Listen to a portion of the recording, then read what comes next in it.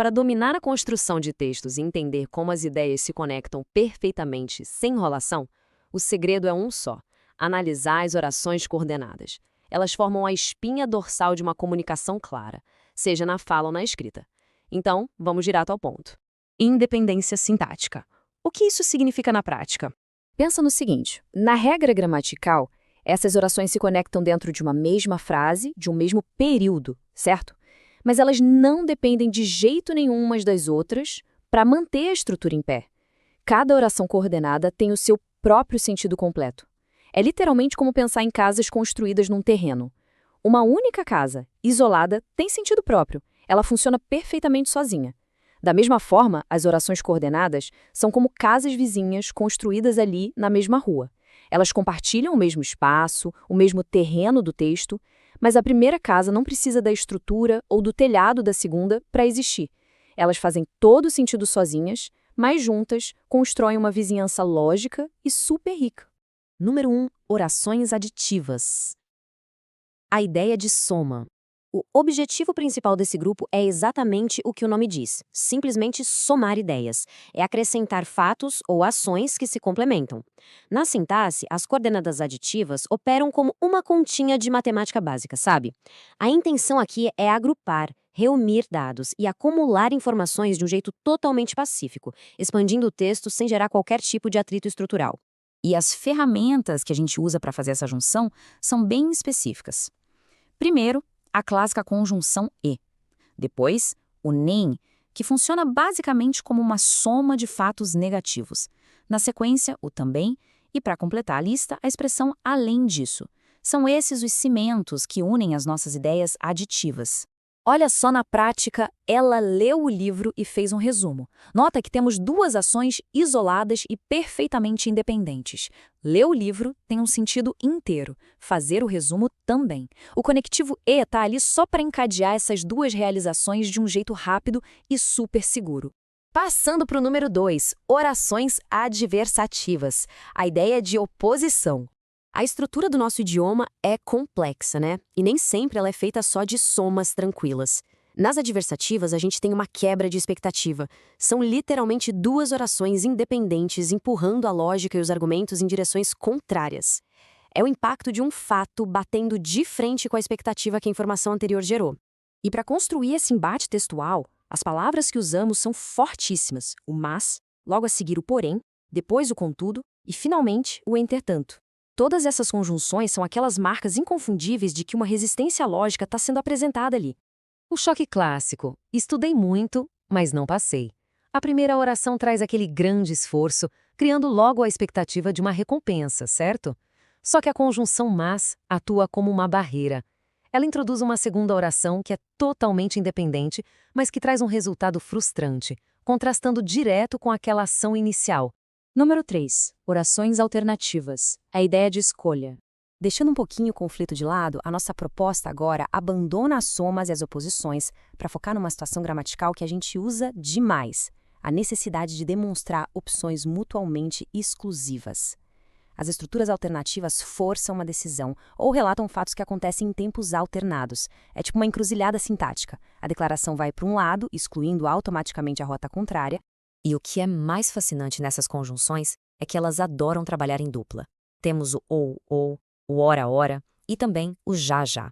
Eles meio que cercam os blocos de texto e ditam o compasso, o ritmo dessa alternância. Ou você estuda ou trabalha. Percebe a excludência aí? As duas ações têm independência para fazer sentido sozinhas, claro. Mas esse uso combinado dos conectivos garante que a afirmação isole essas duas possibilidades em realidades totalmente distintas. Não dá para ser os dois ao mesmo tempo. 4 orações explicativas. A ideia de justificativa. Aqui, as orações explicativas entram em cena com uma função muito clara: dar aquele suporte argumentativo. É apresentar um motivo ou embasar o que acabou de ser declarado. Isso acontece muito, mas muito mesmo, logo depois da primeira oração apresentar uma ordem direta, um conselho firme ou uma suposição. A explicativa vem colada atrás só para justificar aquele comportamento. A marcação dessas justificativas é feita com palavras super frequentes na nossa fala. O que, na sequência o clássico porque e o termo pois. E, um detalhe importante, Vale sempre lembrar que esse pois, quando tem valor de explicação, sempre vem antes do verbo da sua própria oração, tá? Não fale alto, porque o bebê está dormindo. Analisando isso de forma bem fria, existe um comando muito claro de não falar alto na primeira oração absoluta. Agora, por que essa ordem precisa ser cumprida? A oração independente que vem a seguir aparece inteiramente dedicada a trazer a real motivação para essa restrição, amarrando o raciocínio numa justificativa impecável. E número 5, orações conclusivas. A ideia de resultado. Olha, se as explicativas olhavam lá para o passado para buscar uma justificativa, o papel destas aqui é apresentar o desdobramento lógico. Usar uma conclusiva significa basicamente passar a régua e entregar um desfecho. A primeira ideia existe por conta própria e a segunda chega apenas para formalizar sua consequência natural, finalizando o pensamento de um jeito bem concreto. E para entregar esse resultado de forma incisiva, os conectivos são cirúrgicos. Logo, depois, o termo portanto, acompanhado do por isso e fechando com o assim. Cada um deles atua literalmente carimbando o encerramento do pensamento. Estudei bastante, portanto, fui bem na prova. A primeira oração estabelece uma base factual muito forte, muito afirmativa. E diante de toda essa bagagem, a segunda parte do período amarra a consequência óbvia através da conjunção portanto. Isso demonstra, com perfeição, uma relação de causa e desfecho, usando a total independência das duas estruturas. Bom, depois de dissecar a fundação sintática de todas essas 5 coordenadas, fica uma provocação para a gente levar adiante e começar a observar no nosso dia a dia. Quando a gente interage, discute ou só conversa de forma solta por aí, será que a base da comunicação humana é construída acumulando passivamente as ideias lado a lado? Ou nós somos uma sociedade que vive de criar atritos e quebrar expectativas o tempo todo nos nossos discursos? Fica a reflexão. Na estrutura da nossa língua, tem um fenômeno assim fascinante. É quando as frases decidem se comportar exatamente como aquelas famosas bonequinhas russas, sabe? As matriuscas. A gente repara que uma oração inteira com o seu próprio verbo e sentido completinho pode ser encaixada com perfeição dentro de outra. Isso cria uma estrutura bem complexa e interdependente. E é exatamente esse o universo das orações subordinadas substantivas que a gente vai destrinchar agora. Essa analogia das matriuscas ilustra a ideia de um jeito perfeito. Pensa assim, a oração principal é a boneca de fora, aquela estrutura maior que dita o formato de tudo. E dentro dela, escondida, mas absolutamente vital para o conjunto, fica a oração subordinada. E o grande pulo do gato aqui é que essa oração embutida não está ali de enfeite, não. Ela exerce uma função sintática super específica. Ela faz o mesmíssimo papel que um substantivo comum faria.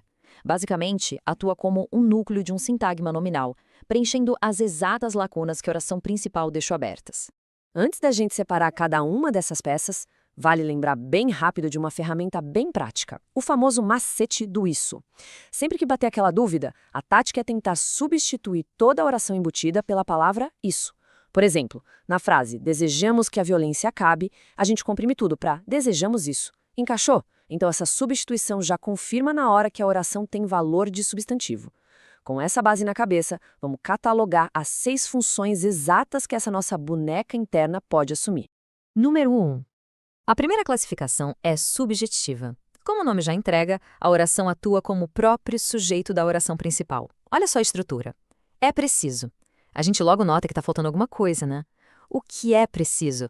A resposta não é uma palavrinha só, mas a ação inteira que vem depois. Que você faça a sua tarefa de casa. É essa oração completa que veste a camisa e assume o papel de sujeito.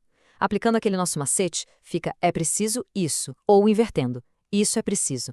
É um jeito bem impessoal e elegante de estruturar uma afirmação, muito usado em regras gerais. Número 2. Aqui a gente tem a objetiva direta. Nesse caso, o sujeito já está ali, super bem definido na oração principal, o palestrante.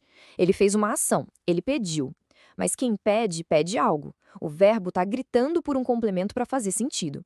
E esse complemento cola no verbo direto, sem precisar de nenhuma ponte, nenhuma preposição no meio do caminho. A oração embutida responde na lata a pergunta "o quê?". O que ele pediu? Que se fizesse silêncio na sala. Essa baita estrutura inteira é o objeto direto do verbo pedir. Bom, vamos fazer uma pausa estrutural super rápida aqui. Até esse ponto, as nossas conexões foram todas diretas. Mas, para os 2 próximos tipos da nossa lista, o cenário muda um pouquinho.